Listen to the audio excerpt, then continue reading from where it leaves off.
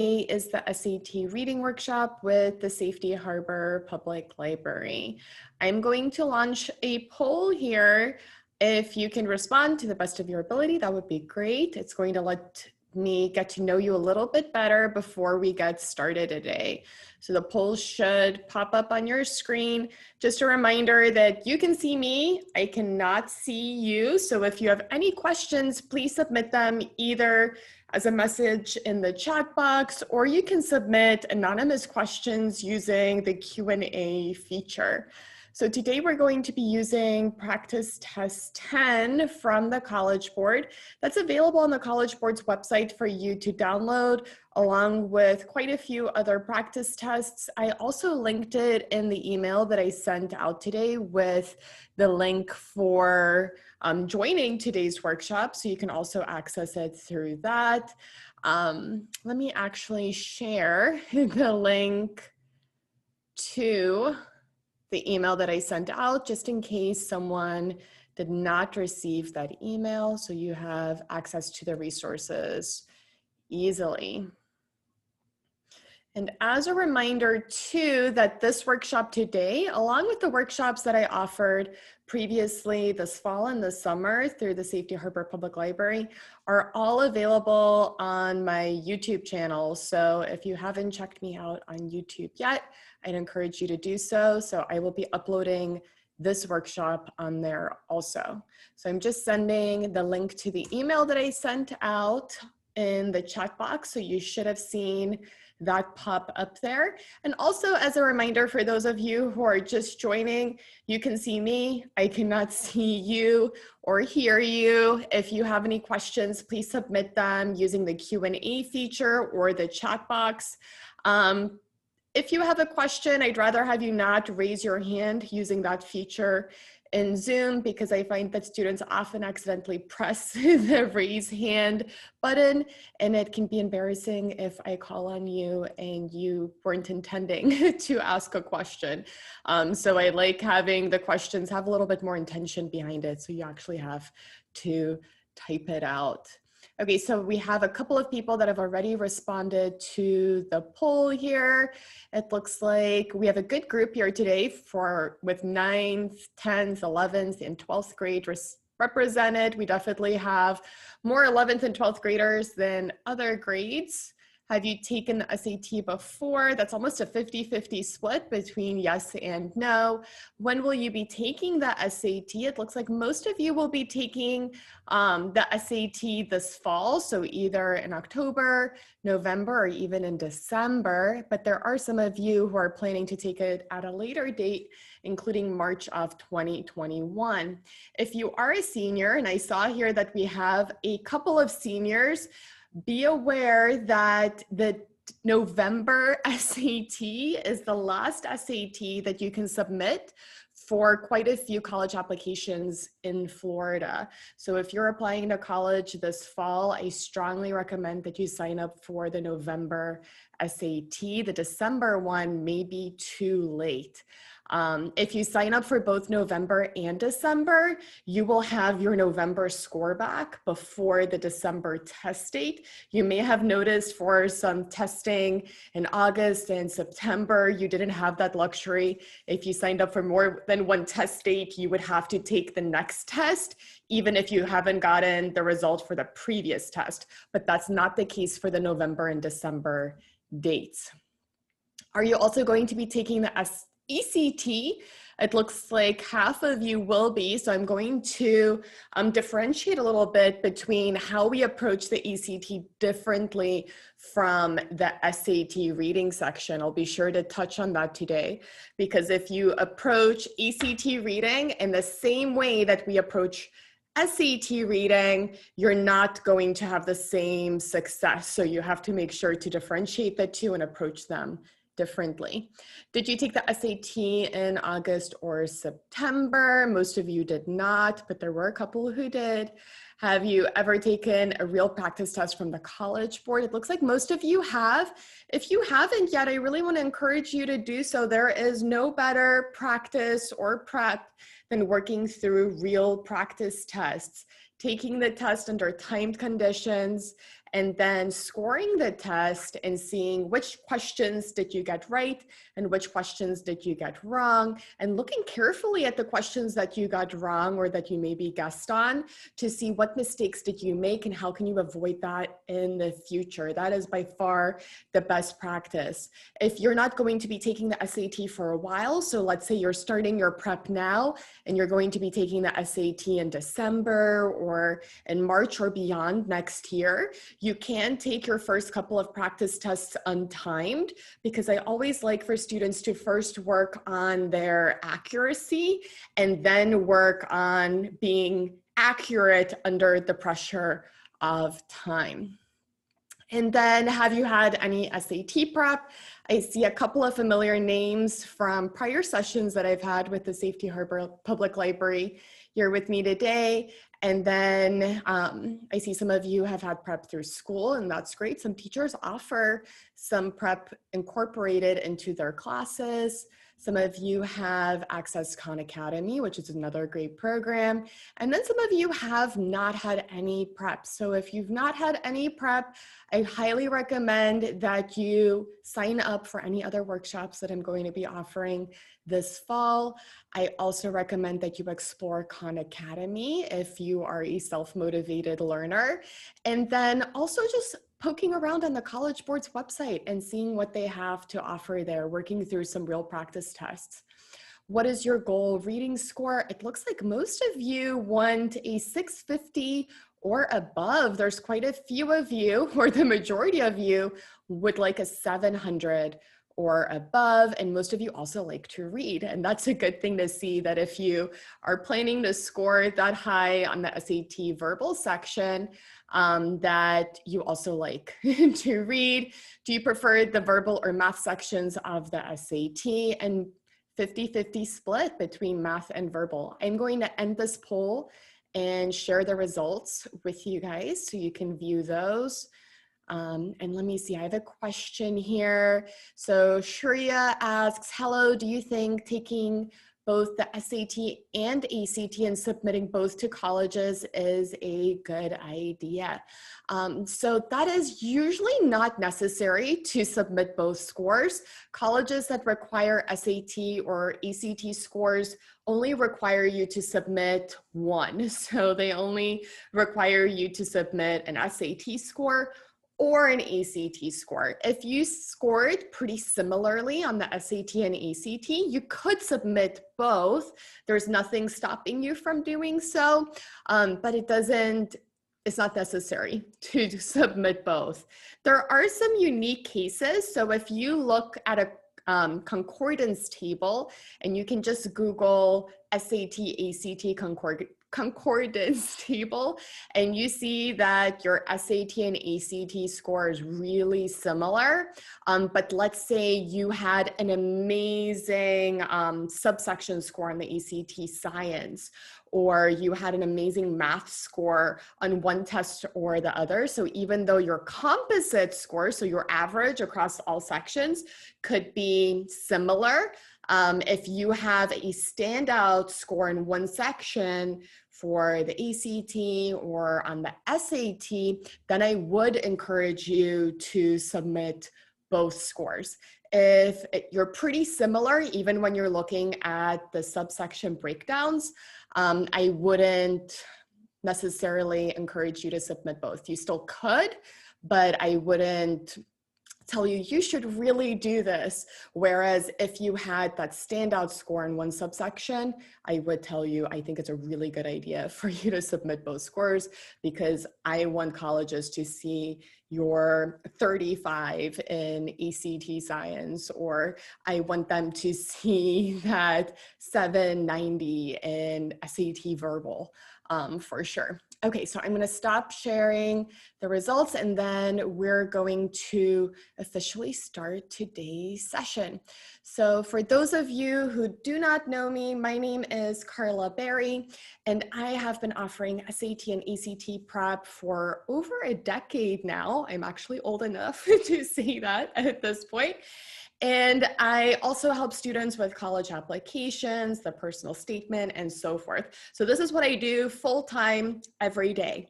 This is not something that I do on the side. It's what consumes my day. And at this point of the year, I think starting about end of September and lasting through December, it's what I do almost 7 days a week. It is nonstop this time of the year. So for today, we're going to be looking at the SAT reading section, and this workshop is offered today in partnership with the Safety Harbor Public Library here in Tampa Bay, Florida. So there are some other workshops that I have also offered in partnership with them before. If you haven't been able to attend any of them live, I really encourage you to check out the recordings that are posted on YouTube.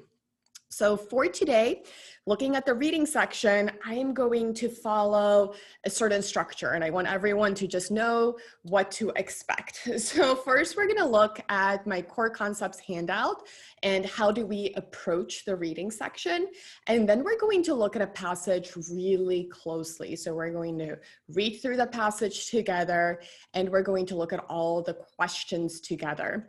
The pace that I am going to follow as we look at that passage together is not the pace that I expect you to follow on test day. You're going to have to be much faster than we're going to be together today.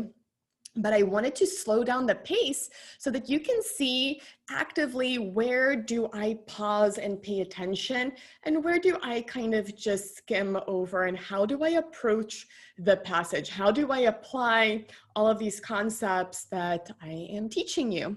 So in the core concepts handout, let me pull that up. On the second page, on the upper half of the page, you're going to see my reading strategy.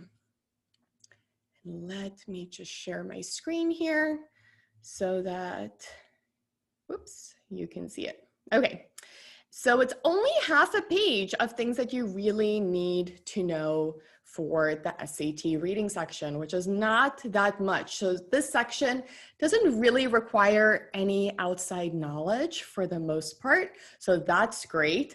It's not like some other standardized tests that maybe expect you to have read a certain book or group of books or know some authors or have all of this background information going in.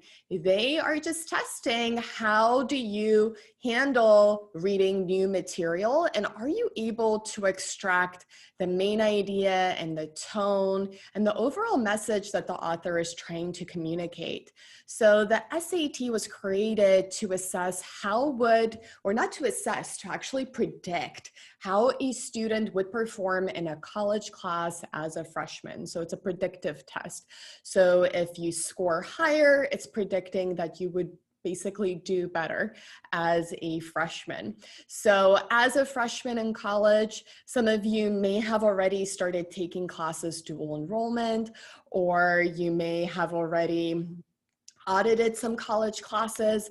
But if we are thinking of the average college class, and it doesn't matter if it's a humanities class or a science class, in general, those professors are going to assign a lot of reading, and they are going to expect you to come to class prepared and to have an overall idea of what the author was trying to communicate and also what you're going to be discussing in class that day. So it's a good idea as you dive into the reading section to think of it as, what if this was an assignment my professor gave me and I had to come into class tomorrow ready to discuss it? So for the reading section, we always want to zoom out. We want to look at the overall concept, idea that the author is communicating, which means that we don't really want to be bogged down by the details. So if we get to any point in the passage that maybe we don't fully understand, we don't want to get stuck, because there's a chance that it won't be that important. Maybe there won't be a single question that even asks you about that section. Or if we think about it, if this were a college class, maybe the professor isn't even going to touch on that paragraph in class and it wasn't important to him or her. So for the reading section, as we approach it, I always want you to start by reading the introduction. So if I look at a reading passage, I'm just going to pull one up here. If we look, where are we? Let's see, this is passage 2 from practice test 10. The introduction is this part right here. So it says, this passage is adapted from David Owen, The Conundrum, How Scientific Innovation, Increased Efficiency, and Good Intentions Can Make Our Energy and Climate Problems Worse.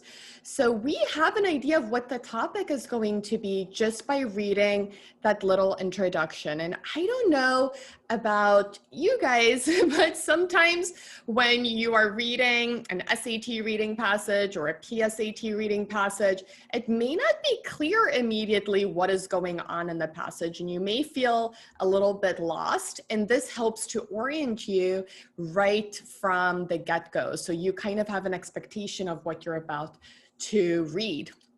Another thing this helps you do is form an assumption. So if you have a hard time paying attention to reading passages and maybe you get distracted or you're just not that interested, you can use a little mind trick to trick yourself into staying engaged. So I don't know about you, but personally, I love being right. So if I made a statement and then I see, oh, I was totally right, it is going to rain today. Or if I was totally wrong, I carried my umbrella everywhere with me and I was wearing my rain boots and then it didn't rain, that's kind of embarrassing and I was wrong and I'm paying attention, right? So whenever we are right and whenever we are wrong, we are likely to engage a little bit more with what's going on and pay attention. Did anyone see that I was right? Or did anyone see that I was wrong? And you can use that with SAT reading. So if you read the little blurb, you can make an assumption and you're either going to be proven right or you're going to be proven wrong as you keep on reading. No one's going to know if you were right or if you were wrong, but it's going to help you engage more with what you are reading. If we read this little intro bit here, and let's just look at it again. And it says how scientific innovation, increased efficiency, and good intentions can make our energy and climate problems worse. If I think, this passage is going to be about big cars and SUVs contributing to global warming, I just make that assumption based on the little intro part. Maybe as I start reading, I'm going to be proven right. And I'm going to think, I didn't even need to read that passage, right? I totally knew what it was going to be about. Or maybe I start reading it and it's actually about trains and something not fully related to global warming. And I was way off, I was totally wrong, but I'm paying attention and I'm seeing, oh, it's not about this, it's actually about that. But it helps me engage more with what is going on by approaching it in that way. Let's go back here. Whoops. I'm just gonna go here. Okay, so when we read the introduction, we can figure out our who, what, where, when, and why. And we can also see, can we form an assumption? And then we're either going to be proven right or wrong. Doesn't really matter if you are right or wrong. That's the magic of it. It's just about helping you engage more with the reading material. That's all it's really doing, so that you're not losing focus or getting distracted or just not that interested in what you're reading, because as humans, we are really interested whenever we are right or whenever we are wrong. So I already mentioned that I want you to zoom out, and we're going to zoom out and find the main idea and the tone. And it's easy for me to tell you that, hey, you should just zoom out and find the main idea and tone, but you may be confused by, how do I find the main idea and how do I find the tone, and where do I actually pay attention when I am reading a passage on the SAT? So when we're trying to find the main idea, we want to see if there's any repetition of information. Is there any topic that the author keeps on coming back to that they're trying to communicate? And on the SAT specifically, the main idea is usually after words of contrast, like the word but. So if you have this printed out or you're taking notes, I would star the word but and note words of contrast. So words of contrast can take a variety of forms. It could just be the word but. So I didn't eat a bagel today, but instead I had sliced toast or something else. So what comes after the but is what I actually did, and that's the main idea, right? But can also occur in other forms like however, although, despite, nevertheless.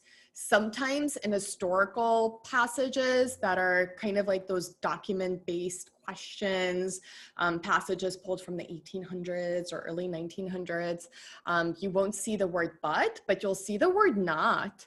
And after the word not, that's another contrast signal, right? So I think of any words of contrast kind of like speed bumps. So like I said before, today we're going to go through the reading passage at a pretty slow pace, just to kind of show you everything, right? I don't want to speed through it too quickly and then have things get lost. But on test day, if I am actually taking an SAT, I am going pretty fast through that passage. I am pretty much skimming it, I'm speed reading it. And then whenever I come across a but, however, although, despite, nevertheless, one of those words of contrast, I pause. It's a speed bump. It slows me down and I pay attention to what the author is saying. So I'm circling my word of contrast. So if you see the word but, or you see however, or although, or not, you should circle it and then underline what comes after, because time and time again on the SAT, this is a pattern that they repeat. You're going to get your main idea right after those words of contrast. And often the questions themselves will ask you about those hot spots, about those speed bumps in the passage. And often if a question doesn't direct you there itself, the line reference for the right answer choice will. So we really want to pay attention to those zones. We also want to pay attention to the tone. So definitely start this. The tone is so important for SAT reading. We need to see what is the author's attitude. Is the author positive, negative, or neutral about a topic? If they are overall positive, but they have one little negative moment, it's still a positive passage unless the question asks us specifically about that negative moment. I hope everyone follows that. So we have to be really careful with the tone, and we also have to make sure that we are looking at the tone overall for the passage. So just if the author makes one little negative statement, it doesn't make the passage overall negative. So for the tone, right answer choices won't ever contradict the tone. So if our tone is positive, We're not going to pick a negative answer choice for the passage overall. If the tone is negative, we're not going to pick a positive answer choice. If the author is fairly neutral, we need to make sure that we're picking neutral answer choices that aren't overly positive or overly negative. You can kind of get an idea of get an idea or set up an expectation for what the tone's going to be based on what kind of passage you have. If I am reading a scientific passage, I'm going to expect it to be neutral, and it's going to be neutral until I spot some words that prove me wrong, that it's not neutral. The same for the passage that we're about to read. If we look at this passage, it's more humanities. It's just, there's a conundrum, how scientific innovation, increased efficiency, and good intentions can make our energy and climate problems worse. I would lean towards, maybe it's going to be neutral, except he does have this word worse in here. So I'm going to be paying attention, and you could not see what I underlined there. Let me make sure that I'm sharing my screen again. So in general, for this kind of passage, I would think, it's going to be neutral, but I have the word worse there. So maybe he is going to be negative when it comes to climate problems, or negative about scientific innovation, right? Maybe he thinks, it can have some good results, but it can also have some unexpected bad results. And I'm going to be on the lookout to find evidence for that tone again, right? I'm making that assumption and I'm seeing, is there evidence? You don't have to, for tone, come up with what you think it's going to be before you start reading. But every now and then, if you have a certain passage type, you may just have that expectation. For the very first passage in an SAT reading section, that's usually going to be a literary analysis passage, and those can be any tone. But if we're looking at a scientific type passage, economics, humanities, so forth, generally it's going to be more neutral, but the author still could have an attitude about the topic. Okay, so you know you're going to zoom out, you're going to read the introduction, and you're going to be looking for the tone and words of contrast, right? And you're doing all of that just in order to figure out what is the main idea, because no correct answer choice is going to contradict our main idea.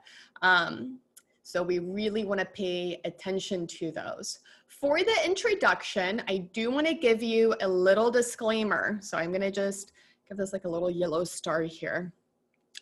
Every now and then, the introduction isn't super useful for SAT reading. It does happen where we come across a passage and they barely give you any information in that introduction, and that is okay. You can use your first paragraph kind of as a substitute for the introduction to get an idea of what's going on. And I wouldn't make it a habit to skip over the introduction just because every now and then it's not useful, because for the times that it actually does contain valuable information, it is 100% worth it to always look there first and to not skip over it.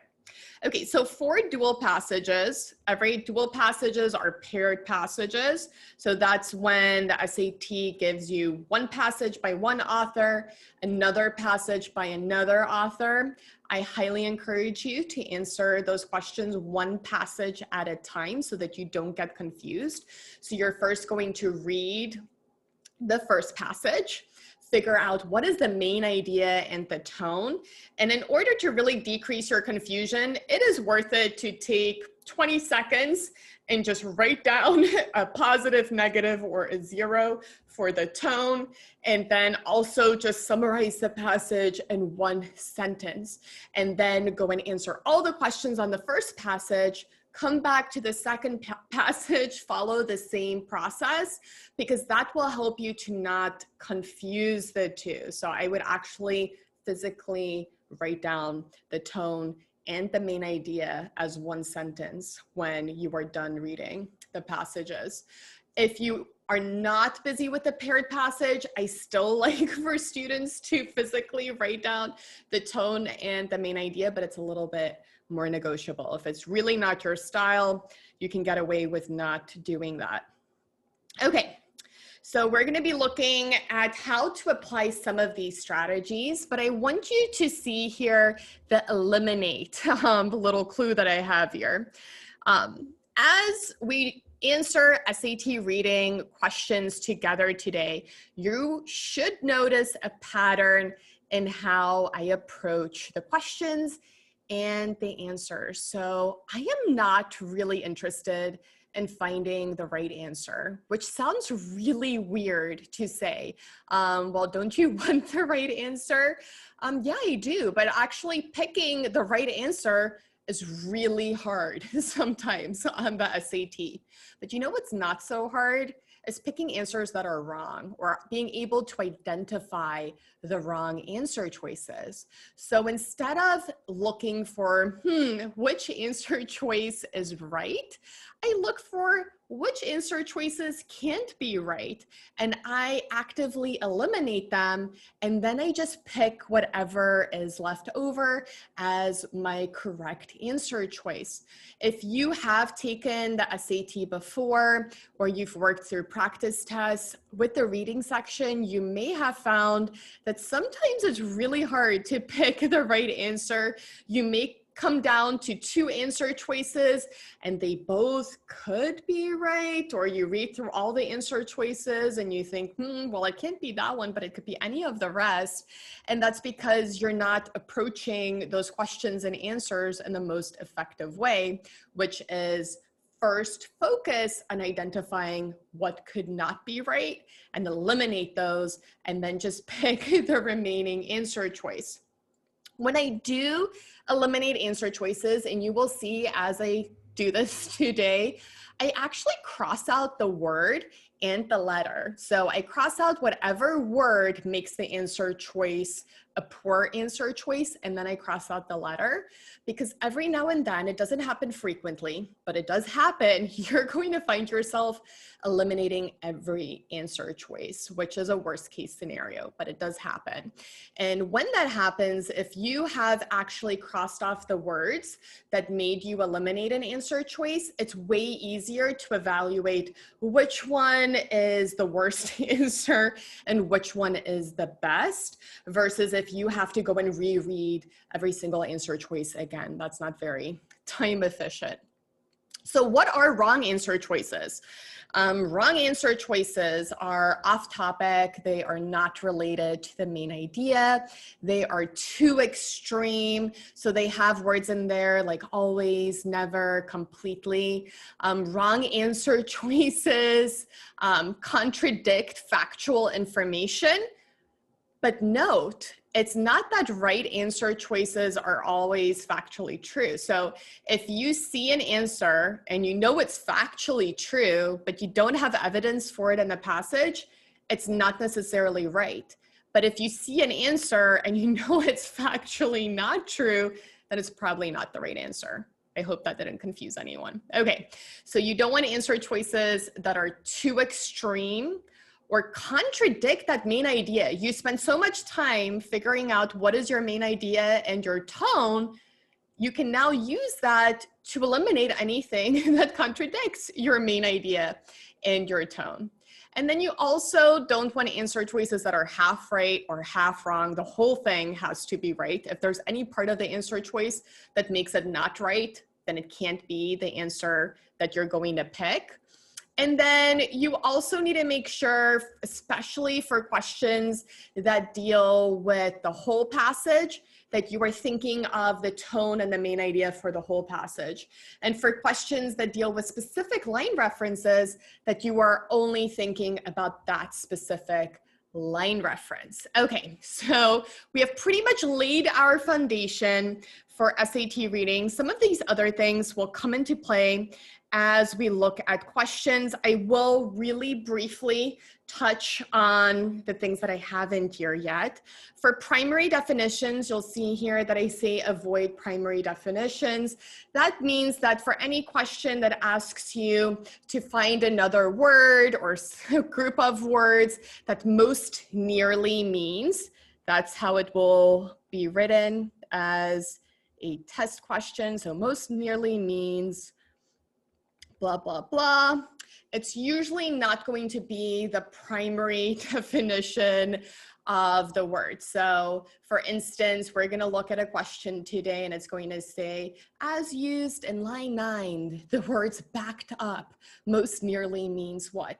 And the first thing that pops into my mind, the primary definition would be, well, I am backing up my computer, so I'm copying the information over. And that's probably not going to be the right answer because it's the primary definition. Another question we're going to look at today is going to ask us, what does the word promotes mean? And when I think of someone getting promoted, maybe you're getting promoted from economy to first class on the planes, you're getting a free upgrade.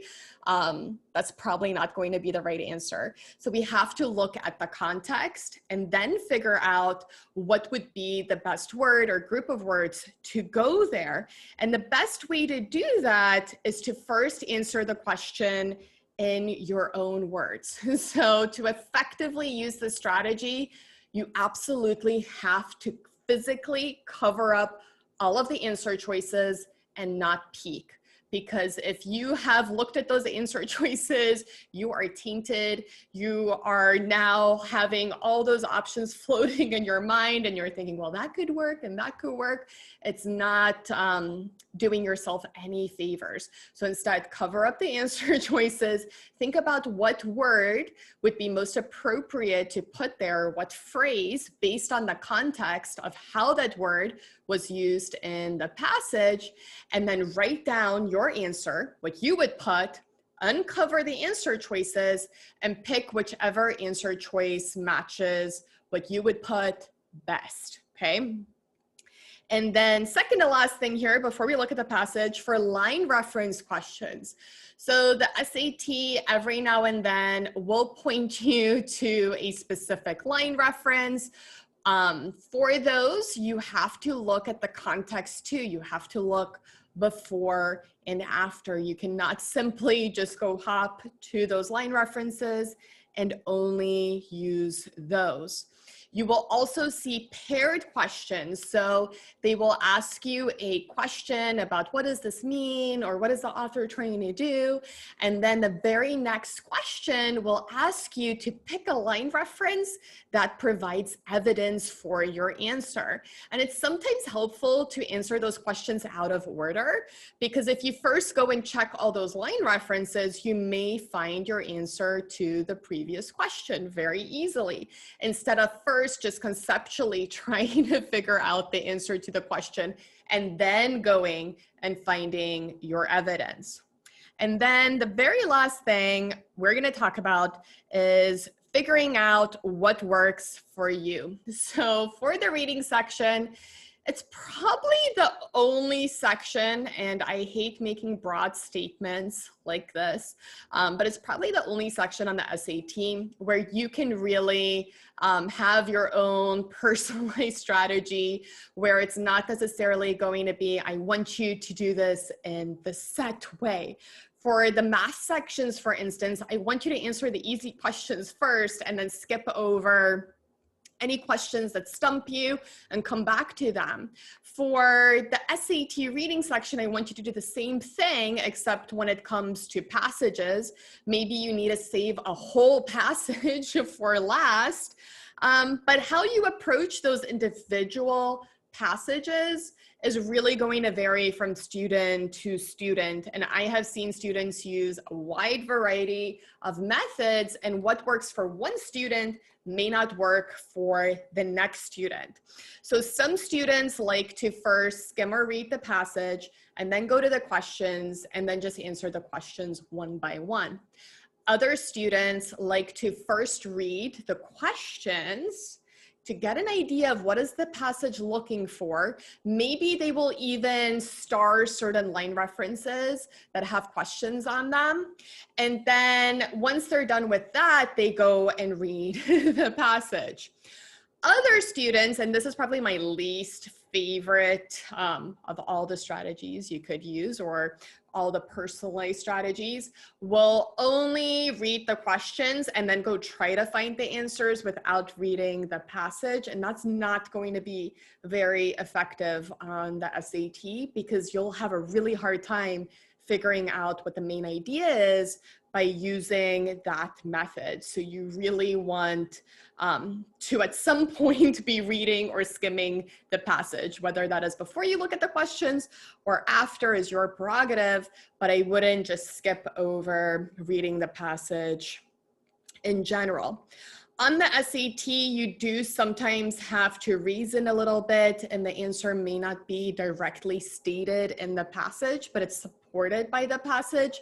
The ECT is quite different. If you are also going to be taking the ACT, I think instead of going into the reading differences, I will just direct you to go look at my YouTube channel here. I will put the link in here so that I don't forget. And I recommend that you go watch my ACT bootcamp before you take the ACT, and specifically the reading section, because, or actually it is linked in the email that I already sent out to you guys. Let's grab it here. The ACT reading section is quite different how we approach it. But for the sake of time and not confusing everyone who's just taking the SAT, I'm not going to go into all the differences. Right now, I am just going to pop the link right here to my YouTube channel if you want to go look at the ACT video. Okay, so you should have seen that pop up in the chat box. So let's actually look at the reading passage. So we're going to look at passage 2 from practice test 10, and we already read our intro here. And for today, I think we are just going to kind of skim, speed read this passage, and then go look at the questions second. So we already know this is about how scientific innovation, increased efficiency, and good intentions can make our energy and climate problems worse. From 2011 by David Owen. Usually the author doesn't really matter. But let's pay attention here to our words of contrast and figuring out our main idea, right? So I'm gonna just get a little highlighter here too. Yep, that's a nice color. Okay, so building good transit isn't a bad idea. Ooh, here's like a little knot. So that is kind of snuck into there, right? You wouldn't necessarily think that's a word of contrast, but it is. So it's not a bad idea, but our first but, it can actually backfire if the new trains and buses merely clear space on highway lanes for those who would prefer to drive. Ooh, we have like a really clear main idea stated right off the bat. So building good transit, so public transit that we think would make people have more people take buses or trains, right? So you would think there would be fewer cars on the road, but actually now the highway is clear, there's less traffic, so it's going to make it more attractive for people to drive. And that is our main idea for this passage. The rest of this passage is just going to prove that to us further. So we have a little dash here. I'm actually gonna take the highlighting away there. We'll just do highlighting for punctuation. I pay attention to odd punctuation. We can just call it that. Odd punctuation would be dashes if the passage doesn't have a lot of dashes overall. And if I just glance at this passage, there's not a ton of dashes. There's one there, there's those two, and that one. So I am definitely going to be paying attention to, oh, there's a couple more there, to where those dashes are. If I have a passage that doesn't have a ton of quotes, so it's not a dialogue, I would pay attention to what is in the quotes. But if I had a passage that was all dialogue, now the quotes aren't as important, right? Because they're all over the place. So those who would prefer to drive dash, a group that historically has included almost everyone with access to a car. So I want everyone to note something here. What comes after that dash is a definition of those who would prefer to drive. And this is a pattern that the SAT follows a lot. So what comes after the punctuation explains what comes before it if it's not super clear already. So if they ever asked you a question on something that came before a semicolon or before a dash and you weren't really sure what they were trying to say or what that word means, just look after that special strange punctuation like a dash or a semicolon. So to have environmental value, new transit has to replace and eliminate driving on a scale sufficient to cut energy consumption overall. That means that a new transit system has to be backed up. So here they're making some extreme statements, right? It has to do this.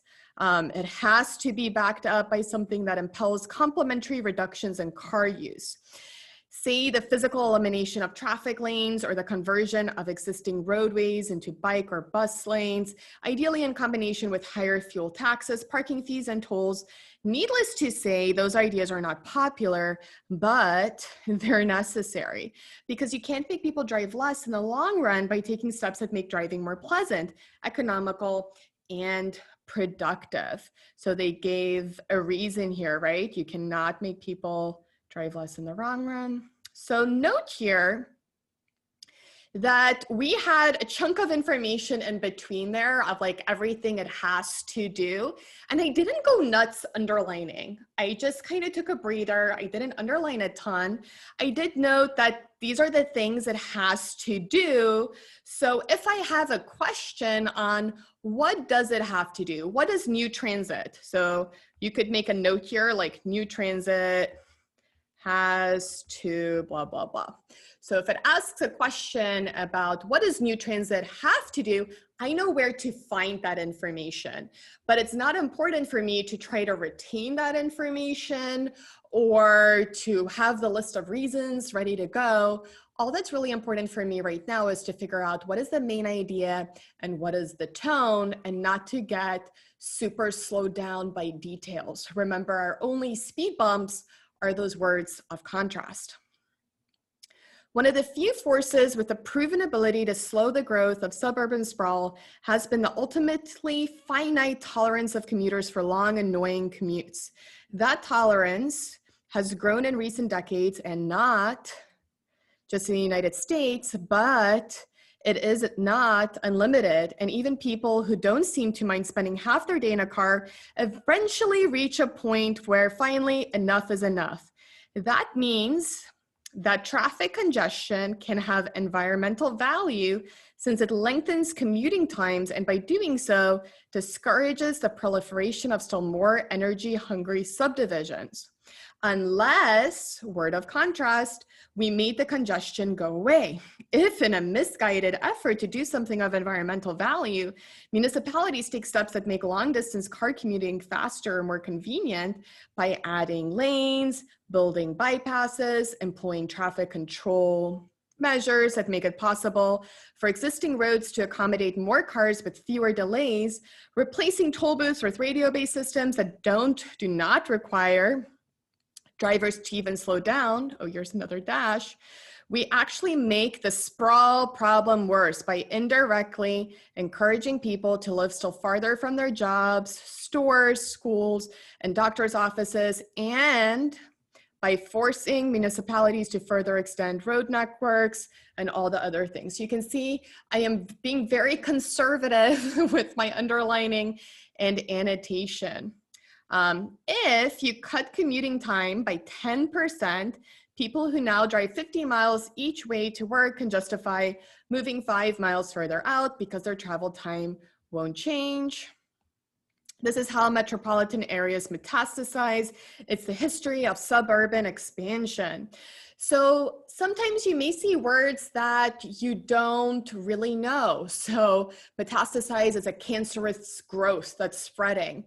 But I'm not going to get stuck in that paragraph trying to figure out what is this increasing, or we're cutting it by 10%, and then we have this 50 miles, and then we have this word that maybe you don't know. I'm not getting stuck there and just rereading it until I understand it, because maybe we won't even have any questions on that part. So it's super important to not get stuck as you go along, and just come back to things if you have to. We're only focused on finding what is our main idea here. And we already have our main idea just from reading our introduction, right? And then looking at that first paragraph, that good transit can kind of backfire, right?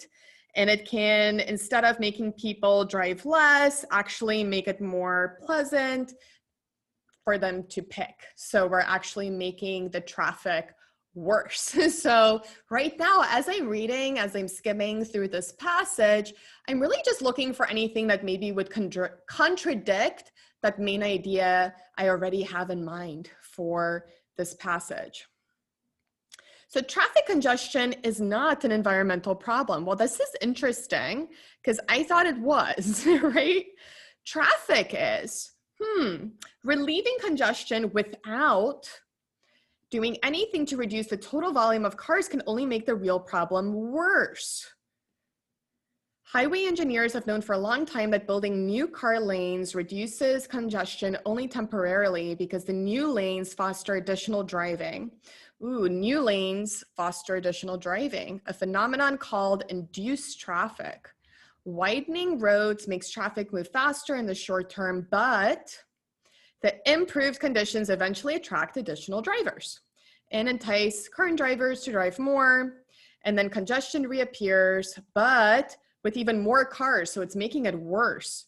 And that gets people thinking about widening roads again. So you could put a little note on the side here, like that says improved driving conditions leads to more cars, and that leads to more pollution or more environmental problems. Moving drivers out of cars and into other forms of transportation can have the same effect if existing traffic lanes are kept in service. Road space begets road use. One of the arguments that cities inevitably make in promoting transit plans is that the new system, by relieving automobile congestion, will improve the lives of those who continue to drive.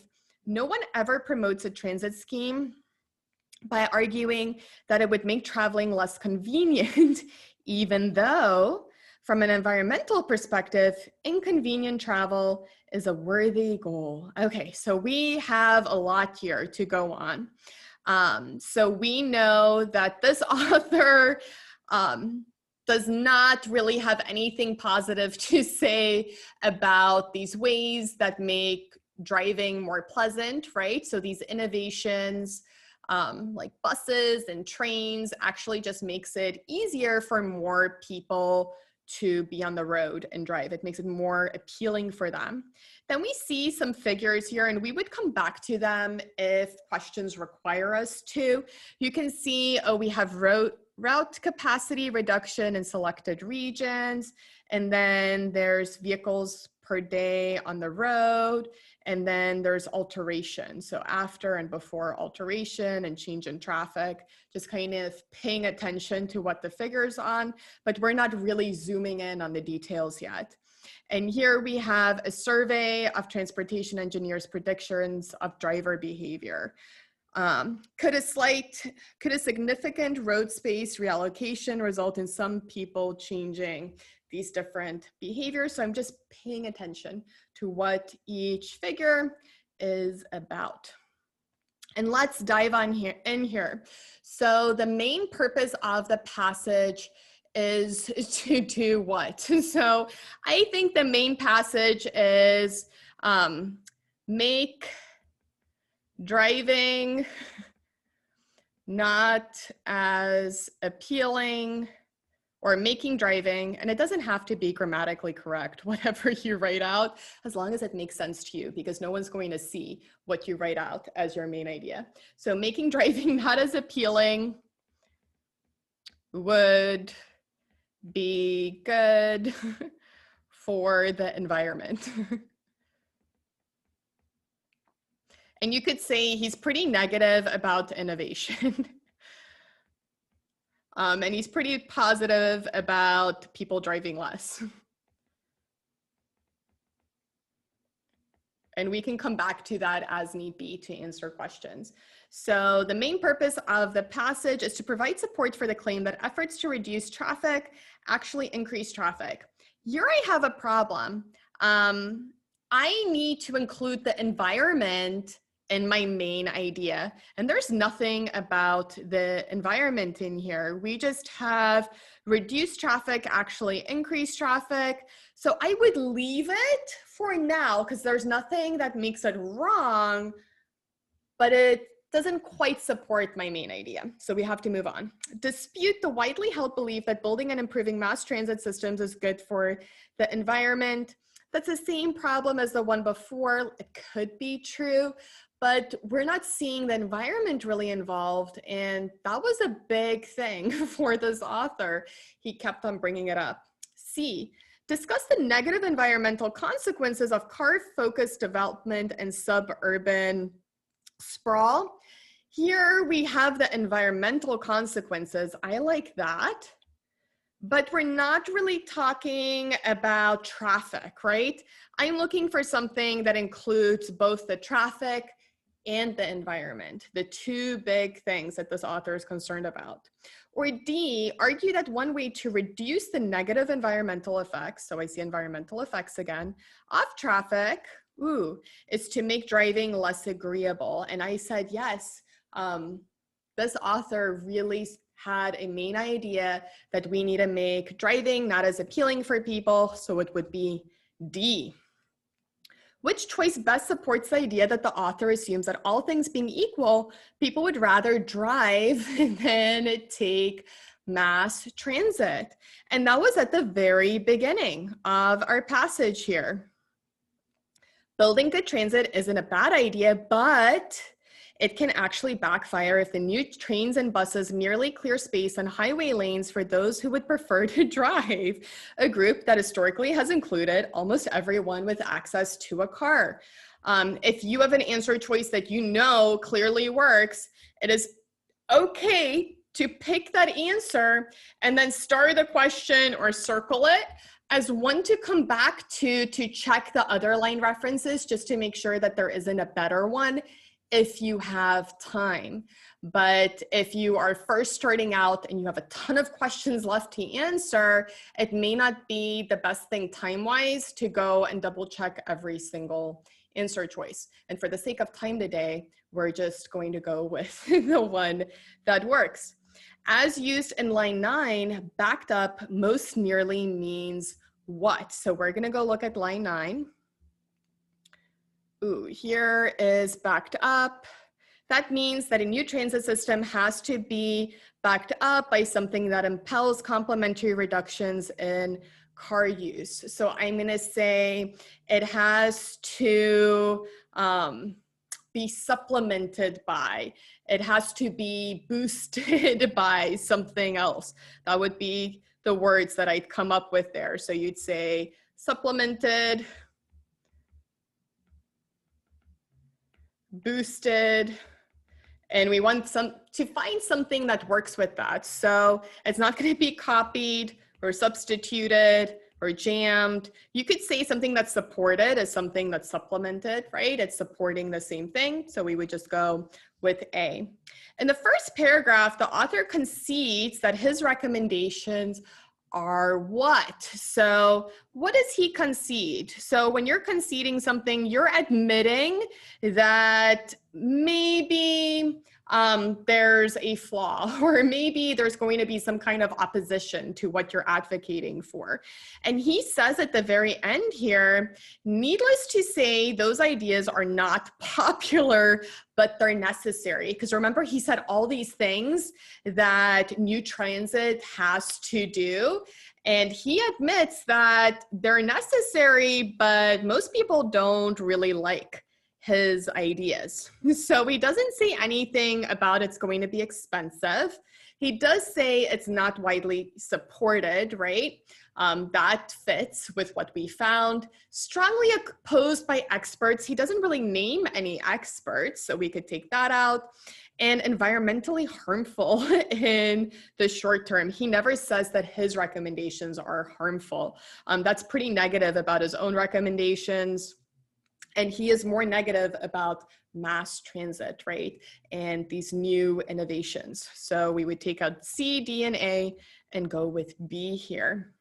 For number 15, based on the passage, how would the author most likely characterize many attempts to improve traffic?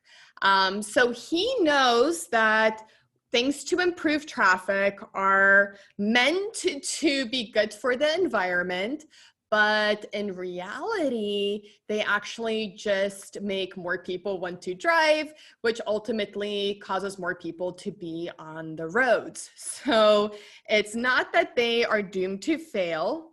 They can still be successful, but have a negative impact on the environment. So they are doomed to fail. I would take that out. They overestimate how tolerant people are of long commutes. Nope, because he's saying people are actually going to be using the mass transit, and that's going to make another group of people more likely to be on the road. So it's not the long commutes. They are well-intentioned, but ultimately lead to environmental harm. I like this because it talks about the intention behind it is nice. Let's have more people be on the roads. But in reality, it causes more people to be on the roads. So I like C. And then D, they will only work if they make driving more economical and productive.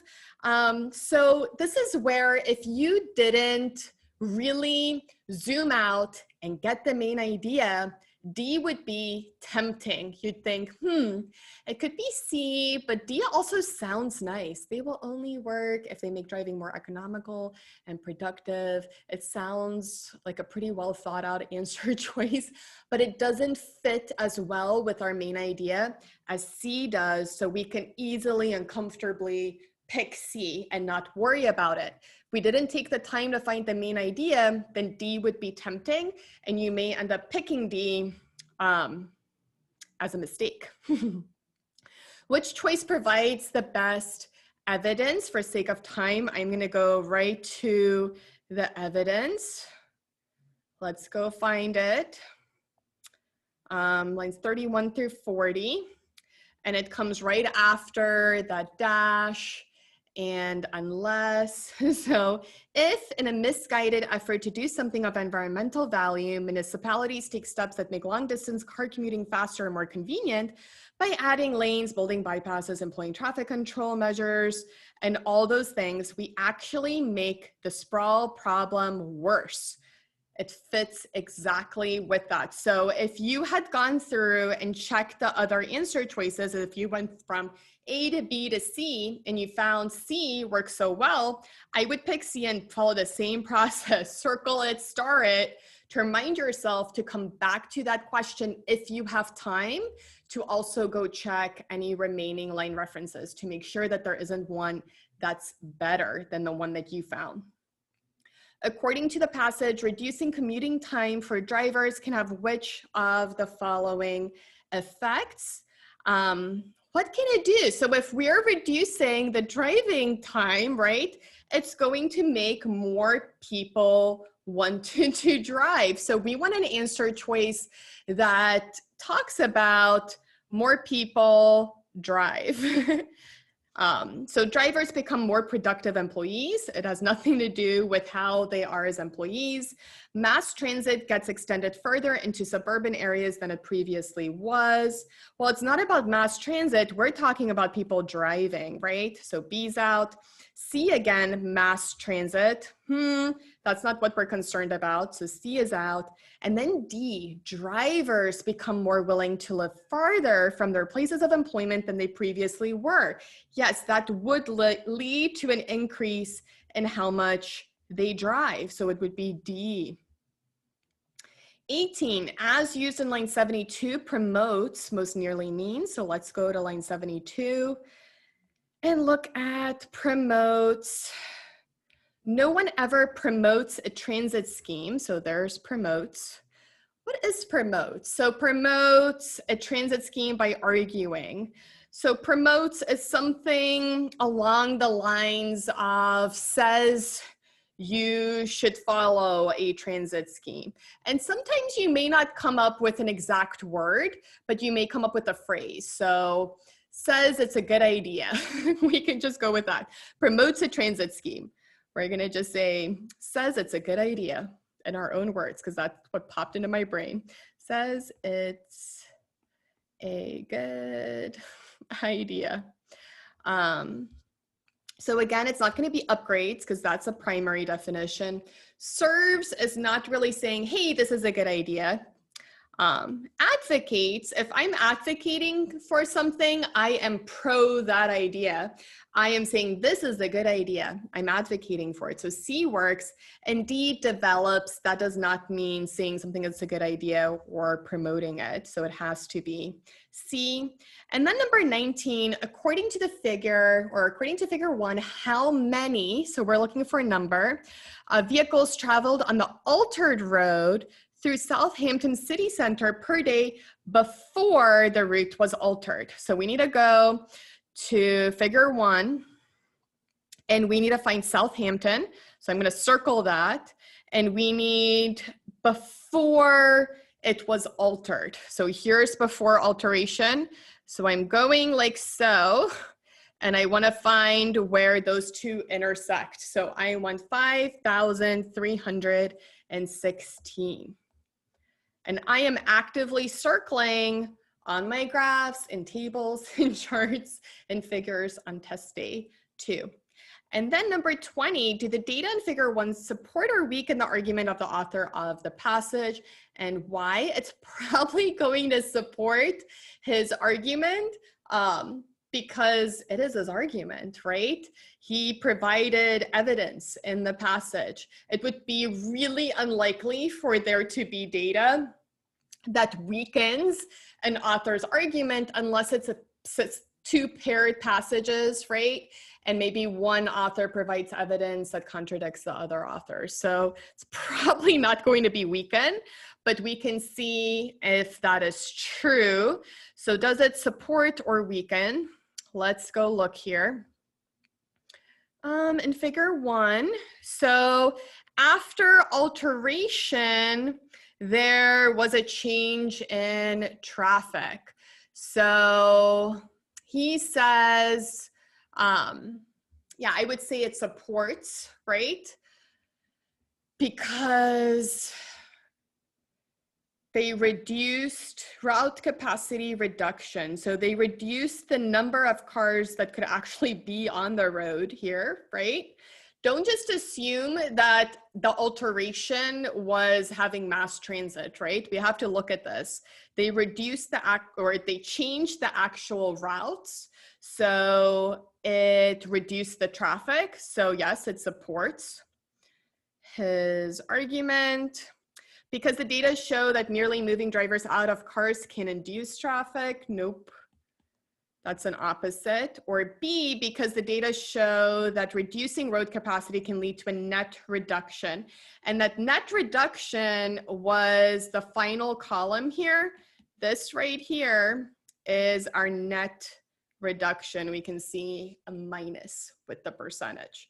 So it's a net reduction. And if you get stuck with tables or figures and so forth, it's okay to save a question like this for very last. So after you're done with all the other passages, so you can put your best guess and move on. But just maintaining your momentum with SAT reading is so important.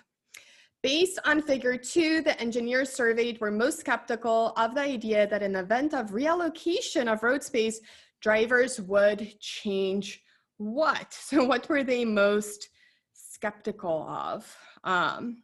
So we want to say, where would they be most skeptical?